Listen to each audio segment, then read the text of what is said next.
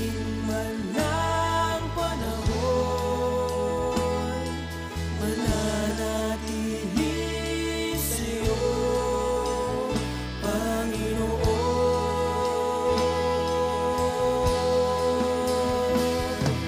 Walang alinlangang maglilingkod, walang pangambang sa'yo ay susunod. Hindi susuko at hindi hinto, patuloy lamang sa iyo, Panginoon.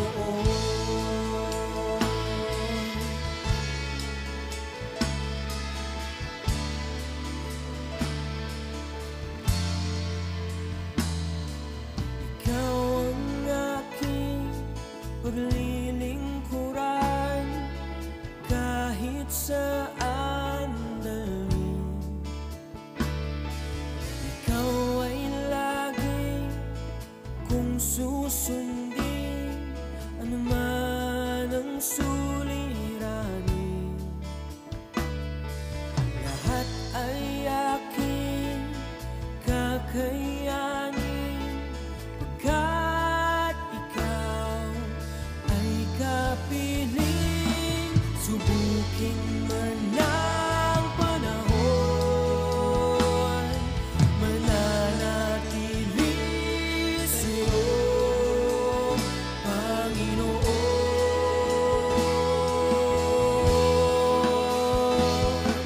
Walang alinlangang maglilingkod, walang pangambang sa'yo.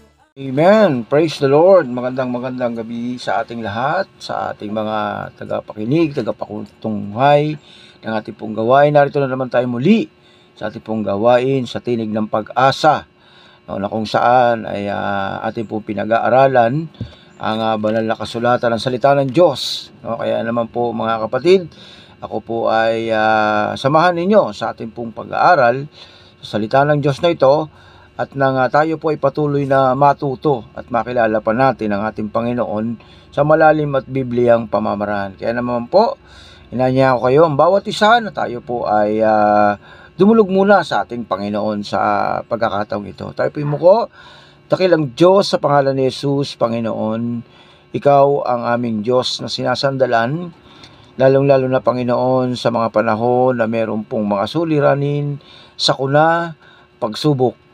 Ikaw po, Diyos, ang patuloy na maging pundasyon ng bawat isa, lalong-lalo na Panginoon sa mga panahong ito. Lord, na wala ka po kami, Panginoon, na ibang po pwedeng masandalan o mapuntahan, Panginoon, kundi Ikaw lamang. Lord, sa gabing ito, patuloy mong buksan ang aming mga puso, ang aming mga isipan. Ikaw patuloy na manguna sa amin, Panginoon. Gawin mo lamang po ako, Panginoon, na tagapagsalita, at Ikaw po ang patuloy na maitaas, maparangalan sa gawain ito. Salamat po, Diyos. Pinupuri kita, dinadakila sa pangalan ni Jesus. Amen and amen. Praise the Lord.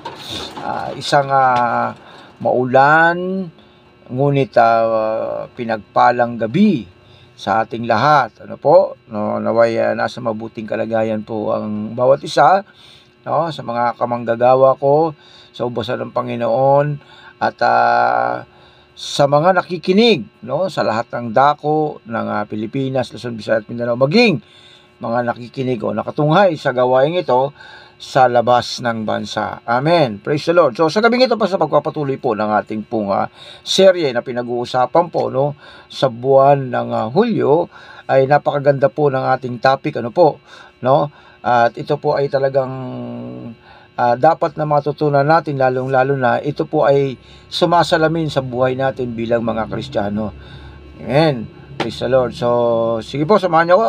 Ito po ang inyong lingkod, Pastor Gab Cruzada. Samahan niyo po ako sa pag-aaral ng salita ng Diyos. Sige po, buksan po natin ang ating Biblia, ang ating pong pinag-uusapan na tema sa aklat po ng Mateo, no, Kabanatang 7 o Matthew chapter 7, beginning verse 10 up to verse 12, no? Pero ang bibigyan po natin ng halaga dito, mga kapatid, ay yung pong verse 12. Ano po? Okay, so sabing ganon, sa verse 10, or would you give a snake when he asks for a fish? And as bad as you are, you know to give, no? Sabi niya ganun. As bad as you are, you know how to give good things to your children. How much more, then, will your Father in heaven give good things to those who ask Him? Verse 12, do for others what you want them to do for you. This is the meaning of the law of Moses and of the teaching of the prophet. Amen. Praise the Lord. Ang Diyos ang magpapala ng kanyang salita sa gabing ito. Mga kapatid, ito pong tema na pinag-uusapan natin sa loob po lang ng buwan ng Hunyo, ito pong tinatawag na verse na ito, do for others what you want them to do for you. Gawin mo sa iba ang gusto mong o nais mong gawin naman sa iyo. Ang title po ng ating serye ay nakapaloob po sa talatang ito na pinamagatan po nating be a better Christian, not a bitter Christian. Okay? Be a better Christian, not a bitter Christian. So ito po mga kapatid, pinapangusap po sa atin to ng ating Panginoon na kung ano yung ninanais mo na mangyari sa iyo, gawin mo rin sa iba. Gawin mo muna sa iba, Do for others what you want them to do to you. For this is the meaning of the law of the Moses. So actually po, ito po yung tinatawag na golden rule o yung tinatawag pong napaka-importanteng inutos ng Panginoon sa atin. At ito po ay nakapaloob dun sa kanyang sinabi na pangalawang importanteng utos, sa pangalawang pinaka-importanteng utos na mahalin mo ang iyong kapwa. Bakit nga pala binanggit ng Panginoon sa atin yung mahalin mo ang iyong kapwa? Kasi nga, pag minahal mo ang iyong kapwa, mamahalin ka rin. Minsan tayo kasi, mga tao, ito po, tayo yung nagiging one-sided tayo. Gusto natin tayo lang. Ngayon, ang tanong po ba, ang tanong dito, how to be a better Christian? Kasi sabi nga po dun, be a better Christian, not a bitter Christian. Okay?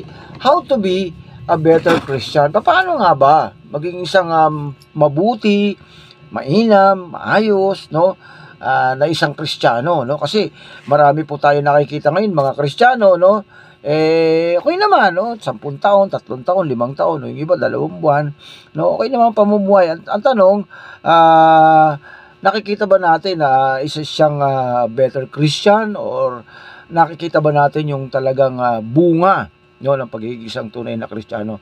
So, have you asked yourself, nasubukan mo na bang tanongin yung sarili mo tuwing daraan ng taon, na ikaw mismo, have you ever asked yourself that everyone should understand, that the word of God, should be manifested, should be manifest, in your life, Ngayon, natanong mo na ba, have you ever asked yourself that every hundreds of people search for answer to that question? Nasubukan mo na rin bang tanungin sa sarili mo yan? How to be a better Christian? Okay? So sa pag-aaral natin mga kapatid, meron tayong mga simpleng tips na pag-aaralan. In this category, dito po mga kapatid, ipapakita sa atin ang mga ilang bagay, ilang bagay lang po ito, kasi napakarami pong pamamaraan para maging isang better Christian tayo, na para po mahakbangan natin, bilang isang Kristiyano, yung para maging totoo tayo, maging better Christian tayo, do you consider yourself as a Christian to be feel like not living in the Christian faith?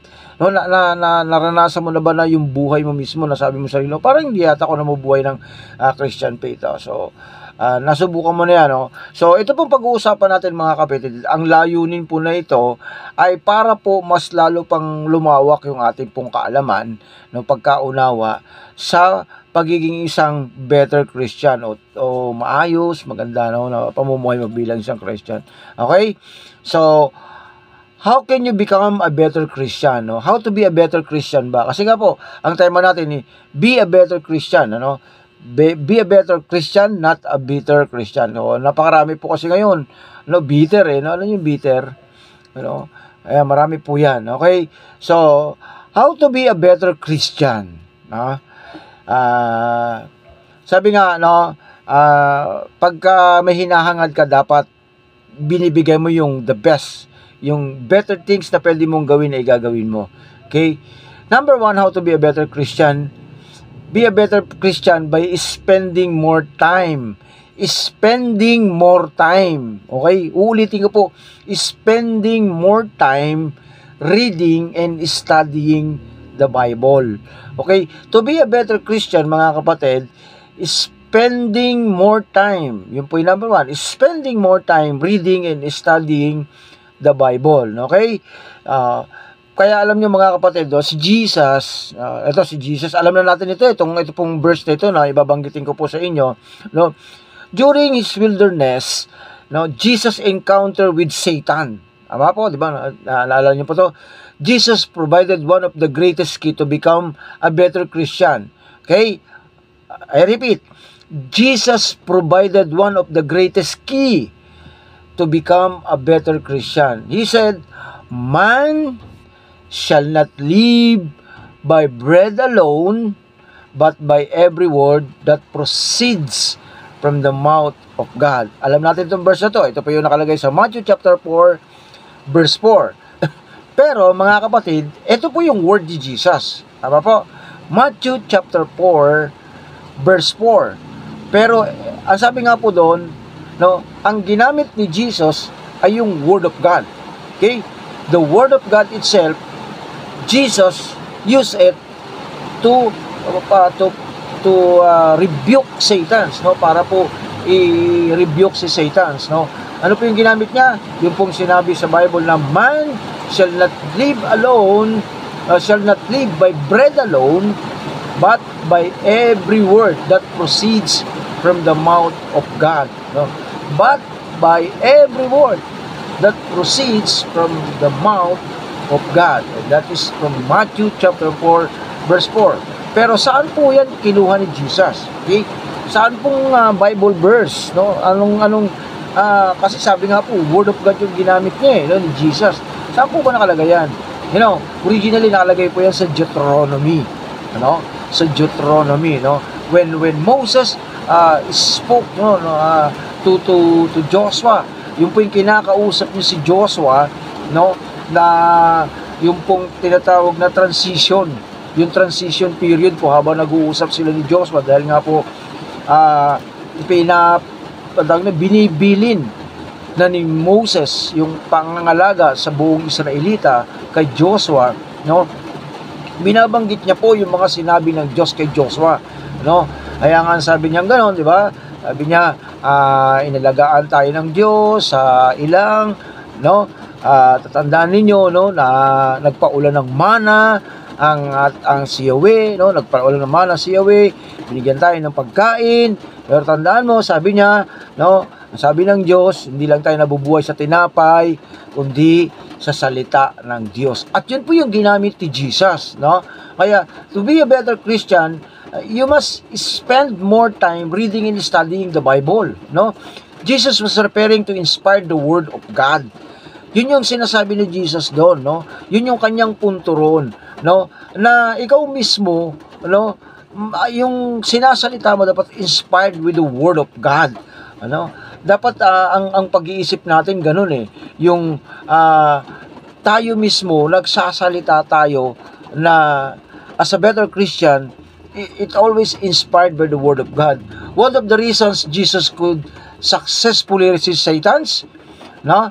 Yung habang sa kanyang sa temptation was because he was strong and grounded in God's Word. Okay, ulitin ko po. Ano?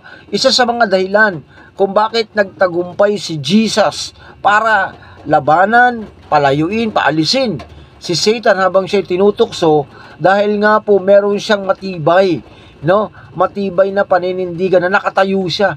No, nakatayo siya, yung foundation niya doon sa salita ng Diyos, no. Yung pagkakatayo niya doon, talagang tinayuan niya. Remember, no, Jesus is God, but He is stand strong, grounded in the Word of God. No, He thought about it, and most important, He lived it.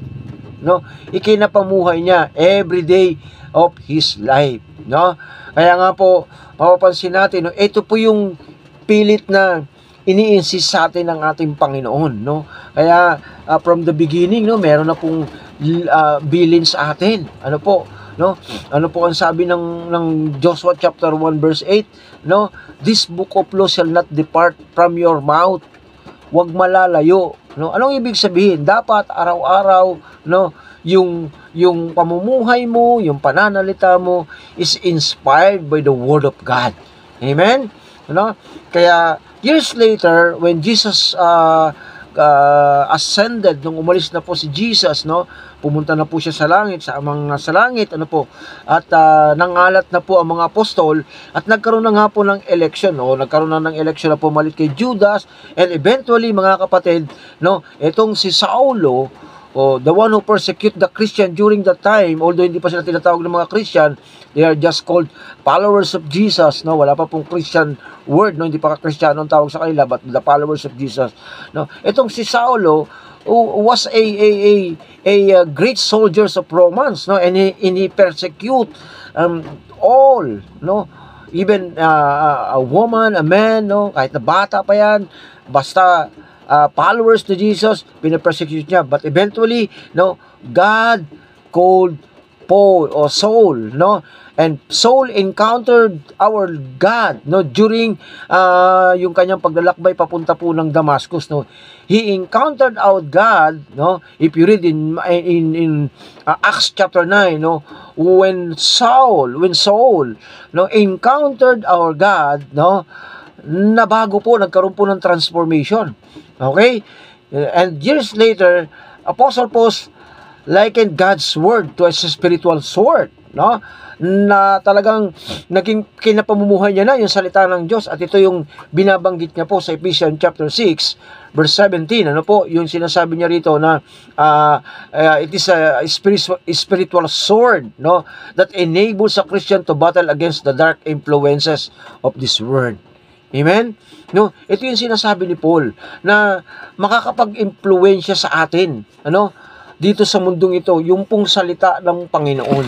No, kaya napaka-importante, mga kapatid, no, number one, to be a better Christian, spend time reading and studying the Bible. Okay? Dalawa to, mga kapatid, reading and studying the Word of God. Not just reading, okay, but also studying. You know, marami kasi, nag-devotion ka na ba? Opo, nag-devotion na ito. Binasa ko na. Binasa mo lang. Ang tanong, mga kapatid, have you ever studied the Word? Napag-aralan mo ba? No, napaka-importante kasi, mga kapatid, na pinag-aaral natin salita ng Diyos. Especially nowadays, mga kapatid. Nako po, di nga po, di ba, ito, kumakalat po ngayon yung sa social media, yung mga teaching all about these things, no, na talagang contradict po doon po sa sinasabi ng Bible. Mga kapatid, kung hindi mo aral ang Bible, hindi mo aral ang salita ng Diyos, baka ma-deceive ka ng ganitong katuruan. Amen? So, kaya nga po sabing ganun this book of law shall not depart from your mouth, no? Meditate it day and night. Napakatindi po nito. Pag-aralan mo, nilay-nilayin mo, diliin mo. Kaya po, spending more time reading and studying the Bible is one of the key to be a better Christian. Amen? If you want to be a better Christian, the first place to start is scheduling time every day to read and studying the Bible. Ulitin ko po. Kung gusto mo maging isang better Christian, the first place, no, to start is by scheduling time every day. Scheduling time, kailangan meron kang allotted, meron kang inilalaan na oras araw-araw para basahin at pag-aralan ang Biblia. You can live by every word of God, no? If you read it in Luke chapter 4 verse 4, no? Ang sabi po diyan, no, basahin ko lang po, no, sandali lang po. Papasadahan lang po natin yung Luke chapter 4 verse 4. This is what the Bible says in Christian Living Bible. But Jesus answered, the scripture says, man cannot live on bread alone. Yan po, no? Katulad din po yan ng Matthew chapter 4 verse 4, no? Na ang salita mismo, ang Biblia mismo nagsasabi, hindi tayo mabubuhay sa tinapay lamang, sa pagkain lamang. We should live on the Word of God. As a better Christian, you must live you must read and study the Word of God. Okay? Read and study. Okay? Kaya kailangan pag nagbabasa ka ng Bible, pag sinabing may study, you should note it. Kailangan po meron kang journal, no? Ayan, no, meron kang pinaglalagyan. If you're new to Bible study and don't know where to start, meron pong dalawang bagay na pwede kang gawin. Kung baguhan ka pa lang, no, meron kang dalawang bagay na pwedeng umpisahan para magawa mo yung pagbabasa ng Bible. No, una, pag-aralan mo how to read the Bible, and of course, no, yung pong topic na ginagawa mo. Okay? So, number 1, to be a better Christian, is spending more time. Huwag kang magbasa ng 5 minuto lang. Huwag kang magbasa ng 2 minuto lang. Okay? Okay. You will not understand it in 2 minutes and 3 minutes, no. Mababasa mo lang, okay, no. Para ka lang nagbasa ng mga message sa Messenger, nagbasa ka lang ng mga updates sa Facebook, no. Kung sa Facebook ka, tumatagal tayo, sa social media tumatagal tayo, okay, sa computer natin, sa laptop natin, kung ano nga pinag-i-scroll natin. Why not, mga kapatid, is spending more time reading and studying the Bible. Remember, it's a powerful. Sabi nga ni Pablo, di ba? Binanggit ni Pablo yan sa kanyang sinabi. Ano ang sabi ni Pablo diyan? No, sa Ephesians chapter 16 verse 17. Di ba binabanggit niya yung armor, no? At isa doon ang pinakita niya yung sinasabing sword, no? Yung espada natin, ano? Yung pong spiritual sword na sinasabi diyan, no? Na that enable a Christian to battle against the dark influence of this world. Yan yung salita, no? Kaya minsan may mga bitter kasi hindi na nagagamit yung salita ng Diyos, no? Nagiging bitter, no? Yun, no? Na pagsabihan lang, no, hindi lang napansin ni pastor, ni sister, ni ganto, no, nakarinig lang hindi magandang salita, bitter na. Pero kung alam mo yung salita ng Diyos, kanino ka pa? Ano? Kasi sabi nga, we are not wrestle against flesh and blood, but against principalities, the rulers of darkness in high place and the wickedness. Alam nyo mga kapatid, dapat bilang sa mga Kristiyano, tayo po talaga ang una na nakakaalam sa salita ng Diyos. Amen po ba? No? Yun po yung una mga kapatid. No? Number 1, to be a better Christian, number 1, spending more time. More time reading and studying the Word of God. Secondly, mga kapatid, pangalawang key to be a better Christian, okay, to be a better Christian by intentionally seeking to follow in Jesus Christ's footsteps. Okay, ulitin ko po. Be a better Christian by intentionally seeking to follow in Jesus Christ's footsteps. Yung gugustuhin mo intentionally, ikaw mismo ang gagawa, mag-e-effort ka para sundin ang nilakaran ni Jesus. Okay? Yung nilakaran ni Jesus, yun ang susundin mo. One of the most basic ways of expressing true Christianity is found in 1 Peter chapter 2 verse 21. If you read it in 1 Peter chapter 2 verse 21, ang sabi po din, for this is you were called, because Christ also suffered for us, leaving us an example that you should follow His step. So, ibig sabihin mga kapatid, ano, as a Christian, calling be summarized as a first learning how Jesus lived then and striving to imitate His example in our day-to-day life. So, unti-unti mong lakaran, pag-aralan, yung dinaanan ni Jesus, no? Tanda mo mga kapatid, kung si Jesus nag-suffer, magsasuffer din tayo. So, dapat intentionally, mga kapatid, may intention ka. Yes, Lord. Para maging better Christian ka intentionally. Okay? No? Na gugustuhin mo mismo. Ikaw mismo magugumusto. Okay? To become better Christian, we need to study gospel and accounts closely. No? We need to score the scripture from lesson, from Jesus' words and example that He will put into action in our life. Kung ano yung tinuro ni Jesus, kung ano yung sinasabi ng scripture, no, doon sa mga sinabi ni Jesus at yung mga halimbawa na binigay niya sa akin na magagawa natin mga kapatid. Okay? It might be in how He spoke, how we treated other people, how He react to being mistreated, how describe the correct way of life, how He prayed, how He worship His Father, and even more. Yun yung binabanggit dito. Paano siya magpuri, paano niya tatanggapin yung mga salitang masasakit sa kanya, the word that very offendable, pero hindi niya po hinayaan na igbagsak siya nito.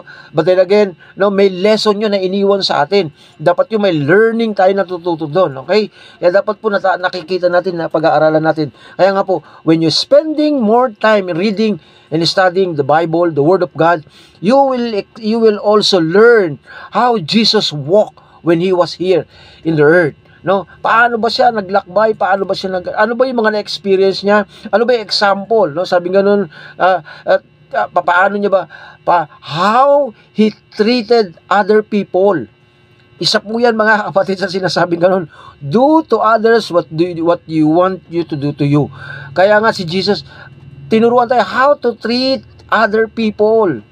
Tinuruan tayo ng Panginoon paano ba natin iti-treat, paano ba titatrato yung ibang tao. How reacted for being mistreated. Paano naman niya, ano naman yung magiging reaction mo? Katulad ni Jesus, kapag ka mistreated ka na, kapag ka mali, pagka iba na yung pakikitungo sa iyo, ano ang feeling mo, ano ang reaction mo? Yun yung dapat na matutunan natin dahil how Jesus reacted when He was being mistreated. How He described the correct way of life. So, paano ba na dinidescribe, paano ba hinahalimbawa ni Jesus ang tamang pamamaraan ng buhay? And of course, Jesus taught us how He pray, how He worship His Father. Mga kapatid, tinuruan tayo ni Jesus kung paano tayo manalangin. Kaya alam nyo, napaka-importante mga kapatid, na alam natin yung way of prayer eh. No? Ang sabi nga po doon, gawin mo sa kapwa mo ang gusto mong gawin nila sa iyo. Amen? Okay? So alam niyo po ba sa prayer may turo sa atin ng ating Panginoon, yung pong word na gawin mo sa kapwa mo, ano po yun? Di ba tinuro sa atin, yung Ama namin, sumasalangit ka, sa paloob po nun, ano po nakalagay nun, no? Patawarin mo po kami sa aming mga kasalanan, katulad ng pagpapatawad namin sa mga nagkasala sa amin. So, pag pinag-aralan mo to mga kapatid, pag binigyan mo po ng panahon, studying, and reading and studying the Word of God mga kapatid, pag pinag-aralan mo to, ang unang gagawa, tayo. Patatawarin muna natin yung nagkasala sa atin, okay? At sabi nga doon, kahit na hindi ikaw nagkasala, pag naalala mo, sabi ni Jesus, na yung kapatid mo ay may sama ng loob sa iyo, makipag-ayos ka muna sa kanya bago ka bumalik sa akin at ibigay ang iyong hain. Ano po? Sabi ni Jesus. So, ibig sabihin nun mga kapatid, kahit na siya may mali, makipag-ayos ka muna. Patawarin mo muna bago ka patawarin ng Amang nasa langit. So, nakita niyo po ito mga kapatid, tinuturuan tayo ng Panginoon how we pray. No? Baka mamaya pray lang tayo ng pray, tapos may sama tayo ng loob sa kapwa natin. Ako po, hindi po mangyayari yun. Ano po? No? Marami pong katuruan po ang tinuruan ng Panginoon sa atin. Even in the book of Mark, God teach us how to pray, no? Kung paano, sabi nga ganun, no? Patawarin muna natin ang mga nagkasala sa atin upang patawarin naman tayo ng Amang hindi natin nakikita. Amen. So, this is how Jesus taught us. No, as we read this example, we can ask God to help us understand it more deeply in apply in our life. No, yung pang tayo po mga kapatid ay makapaghingi pa sa Panginoon, no, na para sa maunawaan pa natin ng malalim, no, at mai-apply natin sa buhay natin, maisa kapabuhay natin. There's no better way to become a better Christian than to grow in following the example of Jesus. Ulitin ko po, there's no better way to become a better Christian than to grow in following the example of Jesus Christ. So mga kapatid, napaka-importante, no, na maunawaan natin how to follow Jesus. Kaya, pangalawang key po pa mga kapatid is intentionally, okay? Intentionally seeking to follow in Jesus Christ's footstep. So, paano ka magiging intentionally? Paano magiging intention? Na makita mo, mapag-aralan mo, masundan mo yung nilakaran ni Jesus. Balik ka sa key number 1, spend more time reading and studying the Word of God. Next is to be a better Christian by actively serving others. Right? So, napaka-importante ito mga kapatid. To be a better Christian, to be a better Christian by actively serving others. Okay? Christianity can be described as the way of give. Throughout the Bible, we read about the importance of giving, no, yung pagbibigay. That doesn't just mean giving your money to others, but also your time, your energy, your prayer, your thoughts, and attention, mga kapatid. No, tinuruan tayo ng Biblia, ng Bible, ng Word of God, yung paano tayo magkakaloob, magbibigay. Pero hindi lang yun basta magbigay ka ng yung pera. Alam niyo mga kapatid, hindi lang basta pera yung ibibigay mo, hindi lang basta yung kayamanan mong ibibigay mo sa kanya kung ano yung kailangan niya, no? Hindi. Ang sabi nga po doon, but also your time, yung panahon mo sa kanya. You know, if you're spending time to others, mga kapatid, nalulugod ang Panginoon doon eh. Why? Kasi ibinibigay mo yung oras mo, although alam naman natin na lahat po tayo maraming pinagkakabalahan. Your energy, no, na alam mong kinakailangan niya ng tulong, sige, handa akong tumulong, no, especially sa mga gawain sa Panginoon. Okay? Your prayers, of course, no, bagamat wala kang kakayanan sa pera, hindi mo siya matulungan physically, your prayer, pag-pray mo siya, di ba? Napaka-importante yun mga kapatid eh, no? Your thoughts and your attention. Amen po ba? No? Yung mga iniisip mo lang, okay, yung mga plano mo sa kanya, yung mga payo mo sa kanya. Alam niyo po ba na pagka ikaw ay merong kang ini-encourage na tao, alam niyo po pa, yung parang binibigyan mo siya, pinupush mo siya, malaking bagay na po yun mga kapatid eh. Yung kasi kaya mo yan. Huwag ka mag-alala. God is good. God is always here. O, kaya mo yan. Alam niyo mga kapatid, napakalaking bagay na po yan. And that is one of the key, no, na pwede po natin gawin, no, being a Christian by actively serving others. Actively mga kapatid, ha? Active. Pag sinabi pong active to, talaga pong para pong bulkan to, buhay na buhay. Ano po? No, hindi yung pupunta ka ron dahil inutusan ka lang, no. Alam mo, yung maganda pa nga yung pupunta ka, yung ibibigay mo yung pagse-serve mo sa kanya without even see or asking your time, your service, or asking something for you, no, yung ikaw mismo magkukusa. Alam niyo po ba 'yon? Yung wholeheartedly, no, you're giving your time, you're giving your energy, no, you're giving your prayer, no, hindi na kailangan, brad, sis, pastor, pag-pray mo naman ako, no, hindi na ganoon, no, pag-pray mo na siya, no, pag alam mo talaga, okay, your thought and your attention, yan, importante yan, mga kapatid, no. The way we give doesn't just mean giving your money, tandaan nyo po, hindi lang basta nagbibigay ka ng pera, tama na. Alright? So, be a better Christian by actively serving others. Okay? Ano, alam mo yung katulad yung, halimbawa, meron kang kapatid, ano, may kakilala ka, no, na nangangailangan ng trabaho, tapos may alam ka naman na may hiring doon. Alam mo ba yung napakasimpleng, uy, alam mo, may applyan doon, may hiring doon, nangangailangan sila, no, try mo.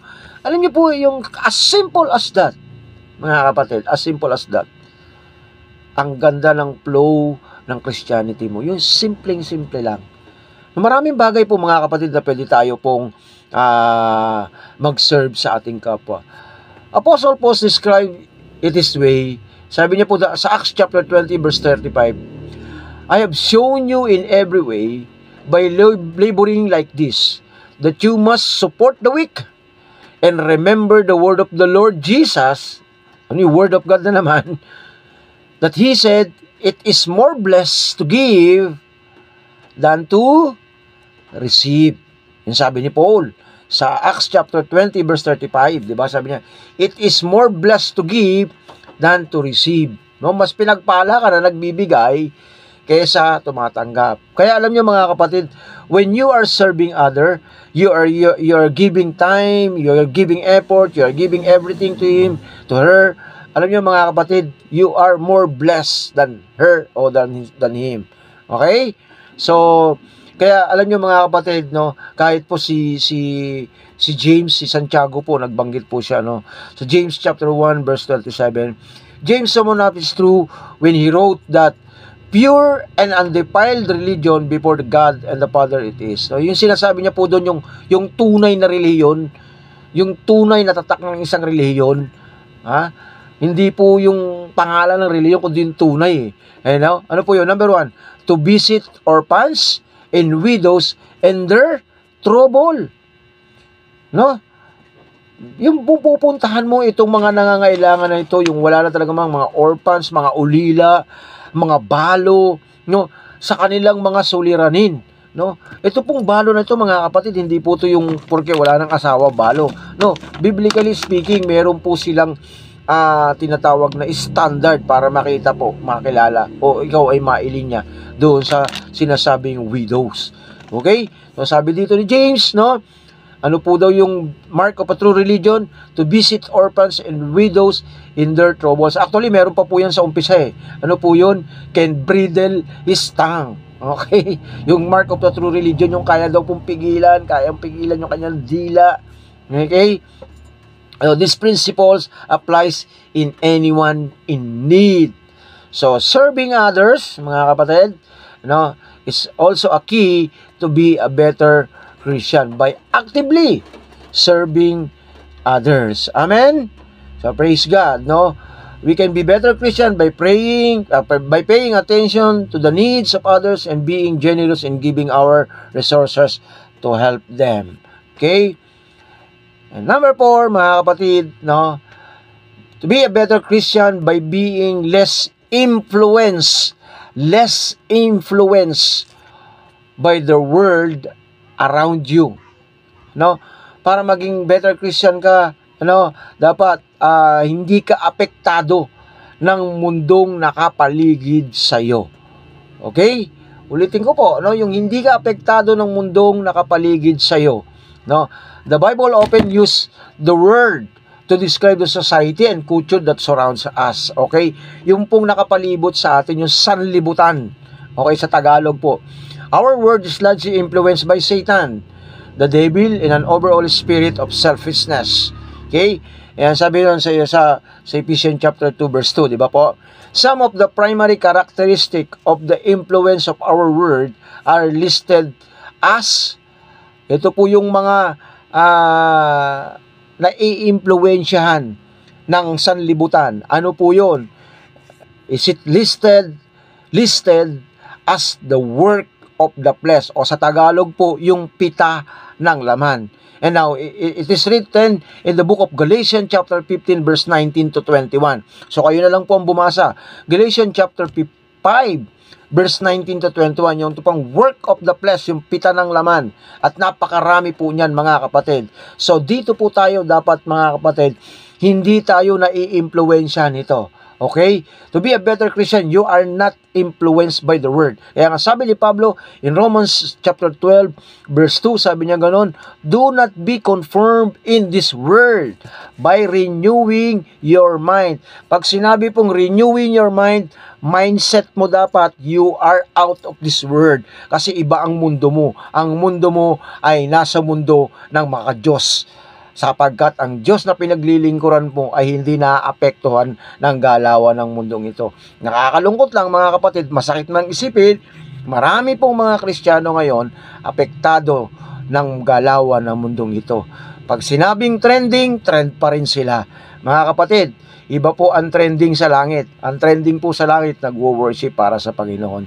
Amen po ba? No? The same basic influence that existed in Paul's words nearly 2,000 years ago are still prevalent in our world today. Yung sinabi ni Pablo, mahigit 2,000 taon na, mga kapatid, prevalent pa rin sa panahon natin ngayon yan, at totoo po yan sa panahon natin. Okay? In other words, we must keep ourselves pure and resist the world dark influences which surrounds us. No? Ibig sabihin nito mga kapatid, no, papanatilihin natin ang ating sarili na malinis at malayo sa madilim, sa mundong madilim na nakaka-impluwensya sa atin na nasa palibot natin. No? This include the attitude, bad language, division, hatred, and overall spirit of anger that permeate society. We need to come out of these darkness influences.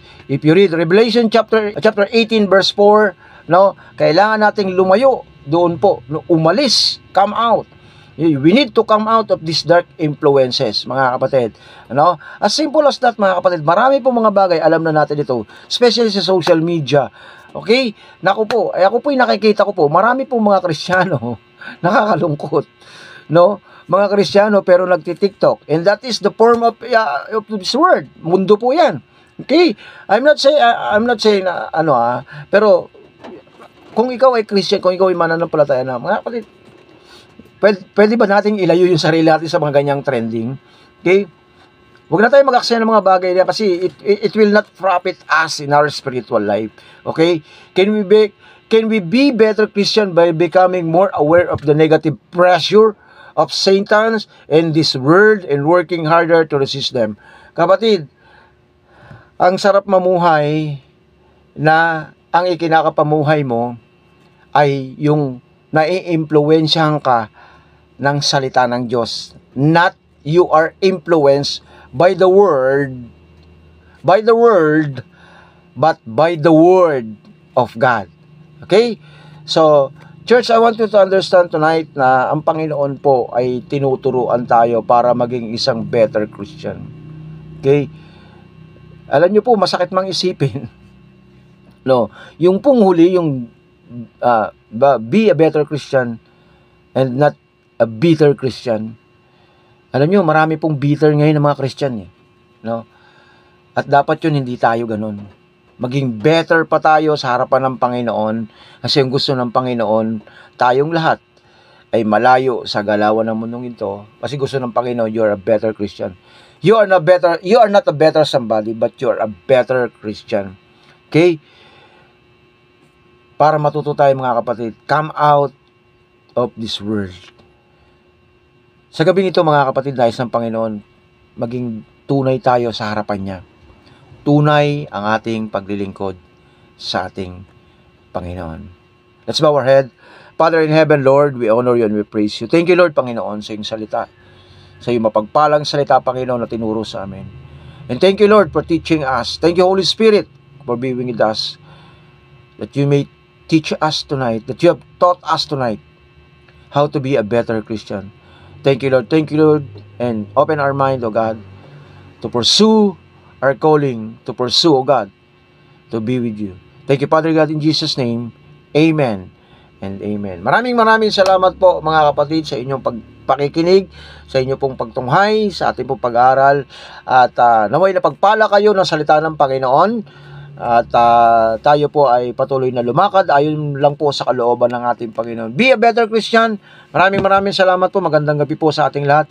Ako po ang inyong lingkod, Pastor Gab Cruzada ng Jesus Beloved Love Pangasinan, Alaminos, Pangasinan. Maraming salamat po at magandang gabi sa ating lahat. God bless us all. Ay kapiling, subukin man ng panahon,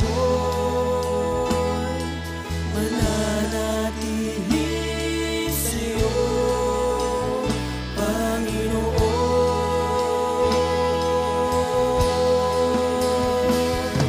Walang alinlangang maglilingkod, walang pangambang sa'yo ay susunod, hindi susuko at hindi hinto, patuloy lamang sa iyo, Panginoon.